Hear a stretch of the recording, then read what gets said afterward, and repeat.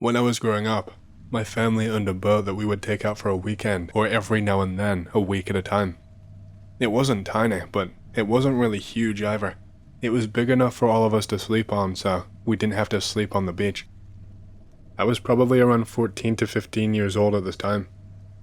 I am in a dinghy, paddling to the beach to let the free dogs piss and shit and wander up into the woods. Two of them are really small dogs. They are not afraid of anything. They are not even scared of an angry moose. I've seen it in person. One is a medium-sized dog, golden retriever. Not easy to spook, but he can be. I get to the beach and let them all out. As usual, the golden runs up into the trees. The little dogs follow close behind. I pull the dinghy up a little bit and put a rock over the rope so it doesn't drift away. The only sidearm that we had at the time was my father's .22 single-action revolver, and I brought it with me. I start walking up to the trees.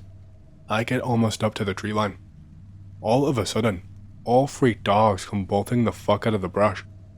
They don't even look back. They just jump straight in the dinghy. I whip out my revolver as fast as possible. Hello? Anybody there? I start to hear some grunting. It sounds kind of like a human with a higher pitched voice. I start slowly walking backwards. Is there somebody out there? Are you hurt? Hammer locked back. My finger is on the trigger. I make it back to the dinghy. I throw the line in and push it into the water. I can still hear the grunting. I put my foot into the dinghy. I am still staring at the tree line, just in case something rushes me. Just as my foot hits the bottom of the dinghy, whatever was in the trees lets out an extremely loud, high-pitched scream, louder than any girl or toddler I've ever heard scream in my entire life. The brush just starts rustling rapidly like something is moving through it. I fire off a round, jump in the dinghy, and start paddling harder and faster than I ever even knew that I could. The scream continues for a good 15 to 30 seconds, and trails off like whatever it was getting farther away from me. When I get back to the boat, my dad is already starting up the engine. The only thing he says is, "Are you alright? Don't even pull the dinghy up like we normally do. Just tie it off on a cleat. Pull the anchor and get the hell out of there." We never went back there. For a while after, my dad would not let me or my sister go to shore without him. A few years back, I asked him if whatever it was had come out of the tree line and if he had seen it. He turned pale white and changed the subject. I never found out what he had seen. I do not know if this is paranormal or creepy, but for sure, it is gross. Our house is big, so my brother lives in the last rooms. In that time, he was newly married, so his wife lived there too. One day, while visiting, my sister and I noticed this red/orange thing, kinda like pick related, scattered all around the hall. It was really, really stinky. The smell was so gross, I almost vomited there. Consider we only had a dog in that time, and it was so much, like 5 buckets scattered outside the rooms. I didn't want to clean it, neither did my sister, so we left. In the night, when our brother came back from work, 15 minutes later he went upstairs, where we were, and asked us who did it. We said we didn't know, and he suspiciously said, "Okay," then said we have to clean it up the next day. When the next day came, we went to the hall with cleaning supplies, and to our surprise, it was all clean. We thought it was weird, because he said we would clean it. We guessed it was his wife, so the issue was forgotten. The weird part is that some months later, we remembered the incident, and because of our curiosity, we asked our brother if his wife cleaned it. He replied that no, she didn't, and was weirded out, because he stated that he asked us to clean it. We were shocked and said that when we got there, it was already clean. He said that it was impossible, because he asked his wife that same day, and she replied that we did it. I don't think that she would lie, because there's absolutely zero reason for her to do that. Plus, the woman was really lazy, lol. I'm not crazy, because my sister remembers this incident too, and it was so weird, because the mud was really, really stinky and sticky. It was clearly impossible to remove the odor in one day. Plus, it would have left stains or something. Most of the really scary things that have happened to me in my life have gotten explanations eventually. The one that remains very scary, even after learning what was going on, was on a hike that I took. My husband and I took our baby to his parents to meet them. It was calving season, so they could not leave the ranch, and we did not want them to miss out on the newborn phase for our baby. Once there, my husband gets to work helping on the ranch. I was still recovering from a difficult labor, third-degree tears, etc., so I was absolutely not allowed to help pull calves or haul hay bales. So, I decided to use our baby carrier and take some slow walks through the canyons around the ranch. It's a beautiful area. For the first time out there, I saw butterflies. Not just one or two, but a whole little cloud of them. I followed them to a little dry canyon where I could see a stream a little ways beyond. There were probably around 4 or 5 different types of butterflies, and just dozens and dozens of each type. When the wind shifted, I smelled intestines. Looking around, I realized that there were a lot of dead things nearby, in various states of skeletal remains, at least one cow, an elk, and a mule deer. A few bones that looked like coyotes too. Lots that were just old and scattered. But there was one that looked like it was recent. Really recent. It was just laying under an overhang. That was the one I'd smelled when the breeze shifted. I had passed it on my way into the canyon without seeing under the butterflies and had to pass it again to leave. Later, my father-in-law would explain that butterflies in the desert will drink sweat and tears from mammals to survive, and if there is blood around, they will drink that for the salt. Also, cougars and mountain lions like to find canyons or dry washes that lead to streams, as those tend to funnel wildlife through narrow paths. The mountain lion perches above on a rock or a tree branch and waits to drop down on the animals passing beneath. They will hunt along wildlife corridors and overpasses for the same reasons. This method allows a mountain lion to take down animals larger than itself, like elk or cattle. There was hardly any meat missing from that deer, maybe a pound or two. I'd interrupted the lion's meal when I walked into its funnel. That particular cat was well known to the ranch. He was about 15 years old at that point, and had been hunting closer and closer to the barns that year, to the point he'd been seen in between the house and the barn, and some of the barn cats had gone missing. Cougars get desperate for easier prey as they age, and it's uncommon for them to live as long as that one did. He finally passed at around 16 or 17 years old. If I hadn't turned back and just kept going, I could easily have been one of his victims. I work as a doctor's office manager. I am staying late at my job, trying to update new software. My phone rings. At first I think, whatever, I cannot be bothered, the exchange can get it, but I decide to pick it up on a whim. It is a patient cancelling the next day's appointment. I am surprised. He has a number of severe conditions in need of monitoring. I ask him if he wants to reschedule. I even give him a few dates. The man replies to me with amusement. "Oh, no, that's quite unnecessary. I won't be seeing you for a long time." Weird. Guess I will call him in the morning and check again. Next morning, the first thing I see laying in the fax machine is a copy of that patient's death certificate. The time of death was almost an hour before I spoke with him. Looking at the ER records, it seemed that he had arrived unconscious at the hospital the morning before the call and never regained consciousness and was removed from life support. It was almost an hour later that we spoke. I look at the call records to see where the call was from, as I assumed it was a prank. The records showed no call, although I did cancel his appointment just at that time. Too spooky for me. Then again, he sounded almost dreamily serene, and that is comforting. Our office is located in an old rural hospital, so there's all sorts of creepy shit, but that is my only first-hand experience. This happened to me about a month ago, I believe.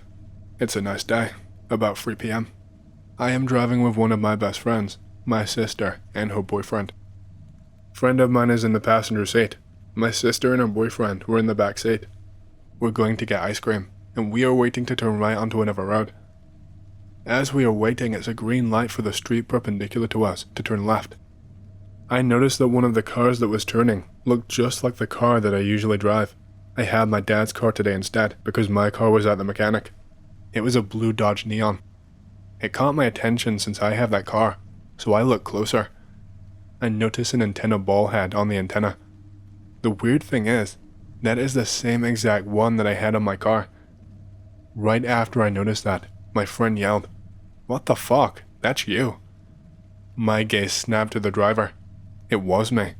Same hair, same awkward sitting position, and they were even wearing one of the shirts that I own. I only looked for like half a second, since that is all of the time that I had, but I still firmly believe that it was me in that car. I live with my parents, thanks to massive rents and a chronic rental property shortage, and also a series of share housemates that make the cast of "he died with a falafel in his hand" look like a cast of mild eccentrics. Naturally, I get roped into that house and dog sitting quite a bit.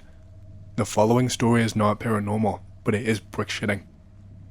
The house is split level, and my bedroom is on the higher section and faces the road. It's an extremely quiet neighborhood, but there is a lot of dogs around.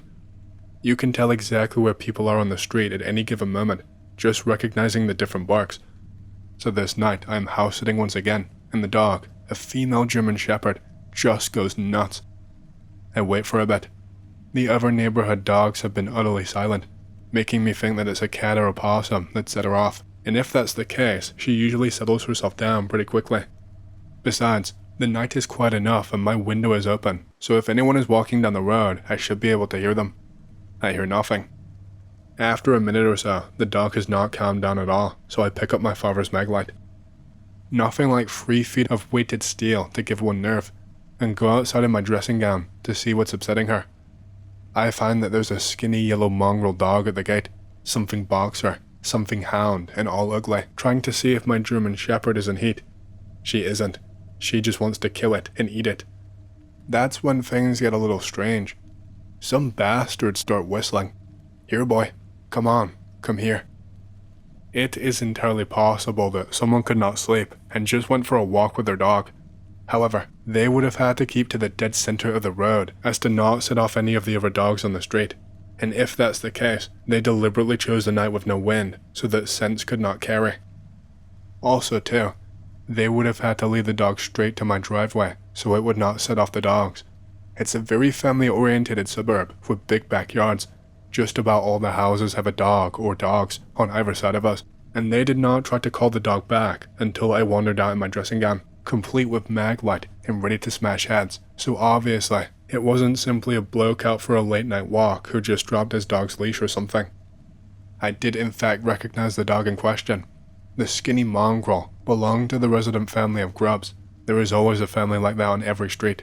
It's likely they wanted to get into the yard and into my father's shed, as he is an ex-mechanic and has a shitload of expensive tools in there. Unfortunately, our German Shepherd is both fixed and territorial. What freaks me out is that obviously they were watching the house enough to know that my parents were not there. I suppose that they were not expecting the maglite and a receptive German Shepherd ready to kill and eat something. It's a pity they didn't try anything. I've always wanted an excuse to use the maglite and to see her in action. It's still fucking creepy though. The idea that they were watching the house enough to know that the parental units were not home. Be me. I am a young white kid interested in the occult in Louisiana. Friend finds one of my books on voodoo. He introduces me to his grandmother, literally a swamp witch. We start chatting it up, start talking about the Geed, learn a bunch of neat shit that stuck with me this whole time. She asked me just how close I want to get to seeing Baron Samedi and some other gods. Both are involved in death in the voodoo religion, so I tell her I'm not interested in dying. The old lady grins and gives me these 2 seeds. She tells me to eat them whenever I feel like meeting them. She promises me I will not die.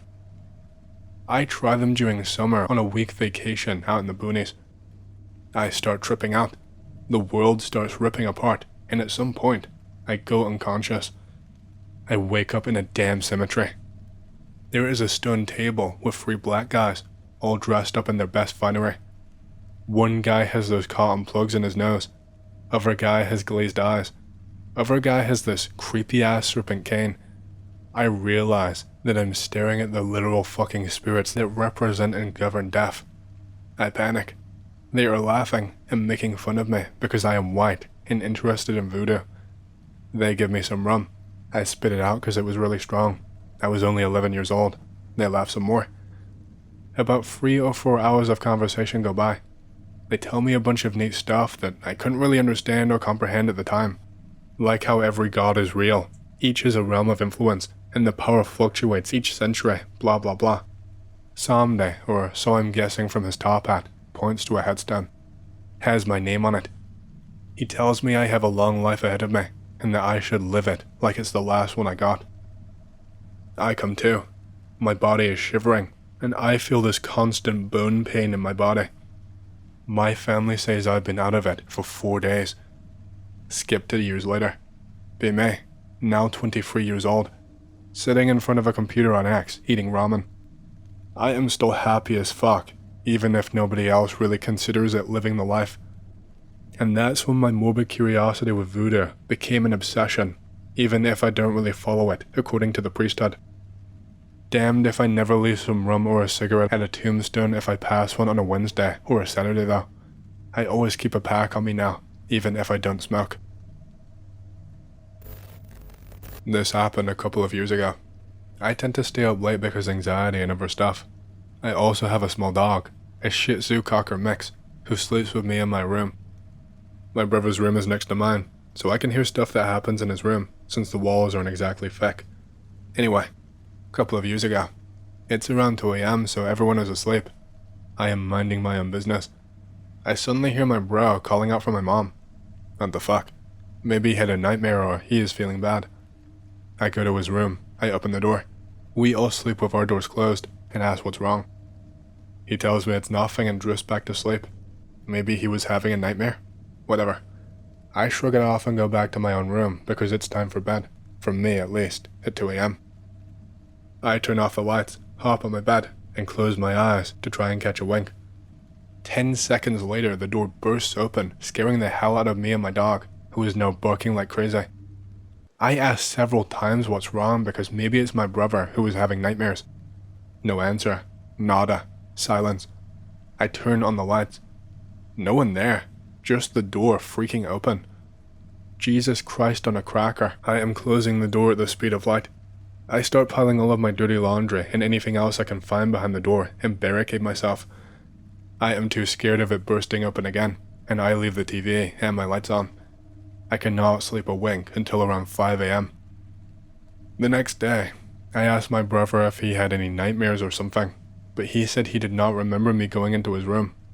We do tend to tease and prank each other, but we tell each other right away if that is the case. He's also not the type to go out in the dark just to swing my door open. He does it when we're both awake though. Now that I think about it, there was another incident featuring him at the end though. It's been 2 weeks since we just moved into a new house. The old house was haunted as hell, so I am pretty relieved we're out of that hellhole, but that's a story for another day. I am getting a pan out and ready to cook, because I am hungry and usually in charge of making dinner. I look down. There is a shadow down there. I look around trying to figure out what is going on, since it's 7 PM and there are no windows here, so light cannot enter the room, and the only door leading to the kitchen is right in front of me, so this makes no sense. Suddenly, the shadow starts moving in place, doing this sort of silly dance with its hands up on its head, as if it was mocking me. I am completely frozen in place, terrified, because what the hell? Shadows do not move on their own. What am I, Peter Pan here? I figure that if it tries something funny like grabbing me, I will throw the pen at it and run outside, crying like the mature adult I am. Eventually, the shadow starts fading out until it disappears completely. 5 seconds later, Bro enters the kitchen, asking what's for dinner. I never told him about the incident until years later. He said that was weird, but we shrugged it off. Now that I think so, maybe he has a doppelganger. Be 5 or 6 years old when this happened. Grandpa and my bro are downstairs. Grandma is in the bath. I go upstairs and it is dark everywhere. I hear Grandma in the bath. I walk towards the bedroom at the end of the hall. This dark figure comes, saying go downstairs in my grandma's tone. What the fuck? I say why, but it moves a little bit closer. I am too scared to turn on the light in the hall. I go in the bathroom and tell Grandma. The door is right near the stairs. She says it's probably your uncle. I go back out, but it is still there. It says it again. I run downstairs. It watches me go downstairs. Fucking creepy. I told my grandma what happened again when she got out of the bath, but she said it was probably my uncle, but I knew he had left already. My friend worked as a DPS assistant when we were in uni. I am making the rounds with her as she is locking up the buildings at midnight. We're joking about all the haunting stories that people tell about the campus buildings. We get to the fine arts building and kick some freshmen out of the design lab. We work our way through most of the other rooms without seeing anyone. Get to the ceramic studio, and a student there says she's just cleaning up and will be out in a minute. Goes into the next room, carrying her work. Stand at the door waiting for her to finish in the other room and chatting while we do so. Another student shows in the door and asks us if she's too late to get her stuff from her locker. Friend says no, go ahead. Asks her to get the girl in the next room to finish up so we can leave. Girl agrees and heads into the other room. A couple of minutes pass and she comes back, asks us, "You sure someone was in there?" We go to check it out, thinking that she must be hiding. We used to hide in cabinets and closets to avoid DPS ourselves, so we know the tricks. There was no other student in the back room, nowhere for her to hide, and no available exit, only a padlocked door to the loading bay. She never came back out. We have no idea where she went. Okay. Worst moments of my life. I had a total breakdown after this. Be me. 18 years old at the time this happened. I go to a notoriously haunted college. I would smoke a lot of weed in the haunted woods. My friends and I would meditate after. The woods are a good hike back to the dorm. One of my friends got really into psychic stuff. One day, we're meditating, and he tells me he thinks I'm psychic. A wave of calm rushes over me. I go for a walk alone after, feeling very good. I feel light. I had an apple in my bag. I gave it to the woods, and saw a pair of legs walk away from me. My head did not move fast enough to catch a torso. I start losing sleep. I didn't have a roommate. I would have to sleep with music on and all the lights. I wake up one night to a shadow figure sitting in my desk chair. A few weekends later, my friends and I do shrooms. I've tripped before, but today I literally could not talk. I could not communicate. I walk in circles, then away from everyone, following deer paths deeper into the woods. I keep walking until I end up in a clearing. I've been there before. I had it marked as my own earlier in the school year. I put a flag in a hole in a tree. There is a stump in this clearing with a giant white rock on it. It is surrounded by so many baby trees. When I was not tripped and found this place, I felt like I wasn't ready to touch the rock. I see this rock and hear a voice say, "Go touch it." I immediately collapse. I stare at the sky. There is a hawk circling. Come down. Walk out of the clearing, and my friends are just standing there. It goes on beyond this, but I had a very real, very scary 2 months of paranormal experiences at the school. I want to preface this by saying I do not do drugs anymore. Too much for me. So, after this I felt weird and disconnected. All of my friends at the time would do a lot of psychedelics, and a few of us were having paranormal experiences when we were tripping. A few nights later, it has stormed and there's a flood warning, and I am itching. It feels like the world is covered in spiderwebs. 3 other specific friends have been feeling it too. The woods seem alive. We want to see what they are alive with. So, we walk down to the main entrance of the woods, and there is other students down there. It is completely dark past midnight. It is raining, and there is people walking alone in the woods, completely ignoring us as we walk by, just going in the direction that we were walking, headstrong. It just didn't feel right. The way we were walking was not right. We were not reaching our goal of what the fuck. These woods are old and famous. The Underground Railroad went through them, and there is a big tree where slaves would hide. This tree is amazing. It is a gentle spirit, the protector of the forest. We go to the tree, get her blessing, whatever, see if she knows what's up. There is a dead frog. We decide to bury it. I don't know, I'm rambling. It's hard for me to talk about this. It saps my energy. We walk into the woods and it is weird. It is nothing like the woods we have spent every day in. There's a weird blue black light. We can't figure out a thing. Also, there is street lights in the woods in the trees, and there have never been any prior. I have been there at night a million times, no street lights. We walk in a direction, listening to owls, following them until the storm picks back up. Again, it's storming and windy, and going in another direction. We were hitting fences we knew not to be there. Walking and something swoops down on us, like a giant 6-foot bat. Keep going. Weird noises, lights. Okay, so, we make it somewhere one of the friends knows where we are. It is the fort he made in his freshman year. The storm ultimately stops. No more lights, no more blue hue. We walk like 20 feet and we are immediately back on the regular path. The woods are normal again, after he touched this fort. It feels so weird. We are all in wonder. Feels like we discovered something huge. Go back to our dorm. Friend who is not a psychic, his name will be T for the story, sees us and calls for us to get this fucking frog from my room. T is an outdoorsy mountain guy. He has no business asking us to remove a frog, or the frog being in his second-story room. Anyway, after this, things got worse and worse. One of the friends is a very attractive girl named Serena. Serena had a drinking problem, and another friend decided that she was easy prey. This other friend, ex-friend, assaulted her. She found out 1 month later. We are all hanging out at the dude who assaulted Serena's place. They had gone to his room to talk. He tells her what happened. She is blackout drunk again. She absolutely loses it and decides she is going to sprint off in the middle of the night to the mother tree in the woods to feel better.